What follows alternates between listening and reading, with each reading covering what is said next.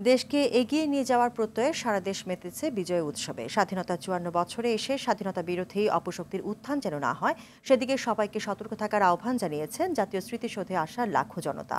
এছাড়া ২০২৪ সালের বৈষম্য বিরোধী ছাত্র আন্দোলনের চেতনায় উদ্বুদ্ধ হয়ে সবাইকে নতুন বাংলাদেশ গড়ার প্রত্যয়ে কাজ করার শপথ নেওয়ার আহ্বান জানান তারা।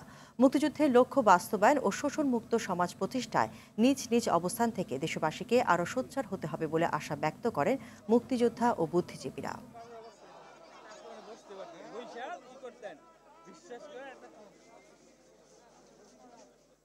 বছর শেষের খুশি নগদে হবে বেশি। নগদ পেমেন্টে নির্দিষ্ট ক্যাটাগরির কেনাকাটায় ৩০০ টাকা পর্যন্ত ক্যাশব্যাক। বালাট 5 সেক্টরে বালাটের সৈন্যরে আমি অর্থ সাহায্য করছি, গুলিনা দিছি, খাদ্য দিছি। হ্যাঁ, আমার বাবা বীর মুক্তিযোদ্ধা ছিলেন, আমি মুক্তিযোদ্ধার সন্তান।